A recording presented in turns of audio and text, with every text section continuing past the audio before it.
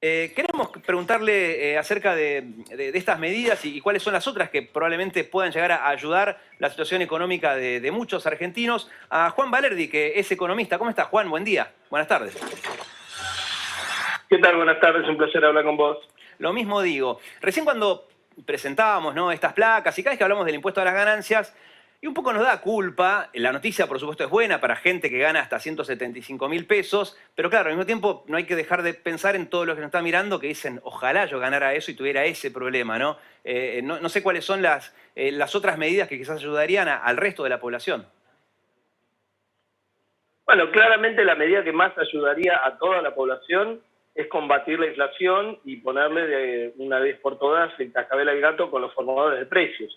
Eso difícilmente se puede hacer con todos los monopolios y oligopolios que están definiendo una suba fuerte en cada mes de lo que es alimentos y bebidas, pero se podría elegir a los 2 o 3 grupos más alevosos, más abusivos, más monopólicos y con prácticas más en el límite de la legalidad, para darle una señal a los otros y para darle una señal sobre todo a la población y que vuelva a votar entusiasmada en las PASO. Lo que no votó en las PASO lo vuelva a entusiasmar en noviembre, porque si no va a haber un problema complicado. Sí. Y lo único que hace es darle IFE, darle asignación universal por hijo más alta y demás a la gente pobre y subirle el mínimo no imponible a la clase media acomodada, como dijiste vos, pero no detener la formación de precios. Vas a tener pan para hoy, hambre para mañana, y esto en los próximos 2 años de mandato de este gobierno se va a complicar muchísimo, ¿no? Claro. Yo tengo entendido, bueno, obviamente en un mes y medio o en 2 meses es imposible mejorar la situación económica de muchos, si no lo harían todos los gobiernos en cualquier rincón del mundo. Pero tengo entendido que, digamos, la diferencia entre economía y matemática, una de las diferencias es que en la economía involucra a la gente y entre la gente está la expectativa a futuro. Que incluso si la gente cree que todo va a andar peor y deja de consumir y es medio una profecía autocumplida. Si la gente cree que va a andar todo mejor, consume, es un ejemplo muy simple, ¿no? ¿La idea crees que va por el lado de crear expectativas en estos 2 meses? Claro, por eso te decía que en realidad lo que necesita la gente, para esos 6 millones de personas que no fueron a votar al gobierno y que lo habían votado en el 2019, lo que necesita no es resolver la economía en 2 meses, porque eso no se puede hacer, y si se pudiera hacer, y el gobierno lo hace en 2 meses, lo matan, porque si tuvo 1 año y medio y no lo resolvió, sería un problema grave ver que lo puede resolver en 2 meses. Entonces, lo que necesita esa gente es algo que la entusiasme para ir a votar y que le había entusiasmado en la campaña del 2019. Ese entusiasmo puede venir de señales políticas que obviamente tienen impacto económico, como ponerle el cascabel al gato a un par de grupos abusivos en la formación de precios. Eso no va a hacer que la inflación se detenga en seco y que bajen los precios. No va a ocurrir eso. ¿Y eso no pasó en estos 2 años, Juan? La idea de, porque yo, de ninguna manera. ¿no? Pues del gobierno todo el tiempo se habla de los formadores de precios, de la puja distributiva, de los... En principio apuntaban a los supermercados, fueron un poco más arriba, ¿no? Hablaron con los distribuidores, terminaron con el campo. ¿Crees que faltó algo ahí? No. Hablaron con todos, pero todo con pacto de... Se nos quedó Juan, sí. Esperaba ahí unos segundos a ver si retomábamos, pero no, se nos congeló allí el economista. Un ratito vamos a retomar el contacto con Juan Valerdi, ¿sí?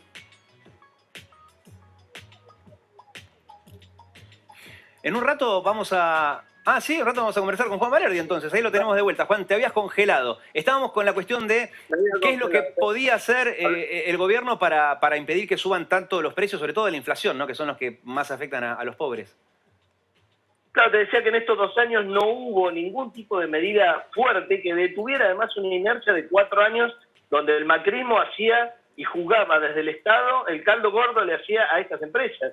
Jugaba para ellos, sobre todo para monopolio y oligopolio. Acá no estoy hablando de los empresarios pymes de ninguna manera. Estoy hablando de monopolio y oligopolios que también le hacen daño a las pymes, porque incluso le remarcan en sus insumos y demás, y ni hablar de todo lo que pasó con la energía y las empresas privatizadas. Así que las señales no se dieron en este año y medio y no se cortó la inercia de un Estado jugando para esos grandes concentrados, y eso lamentablemente con el mismo equipo económico va a ser difícil ya, pues si se han sentido cómodos, digamos, con este estilo de confraternidad, de pacto de caballero y demás, es difícil que si se toma la decisión política, esos mismos ejecuten algo que vaya al hueso, ¿no? Ahora, en estos 2 años yo hago un repaso mental, ¿no? Tenés los precios máximos en su momento, más allá de los precios cuidados, eran los precios máximos que el gobierno controlaba, después con el campo subieron las retenciones, congelaron o le pusieron un tope a las exportaciones de carne, y me estoy olvidando de algunas medidas más que lleva adelante el gobierno para, insisto, ¿no?, para frenar sobre todo el precio el aumento de los alimentos, que es lo que más afecta a los pobres.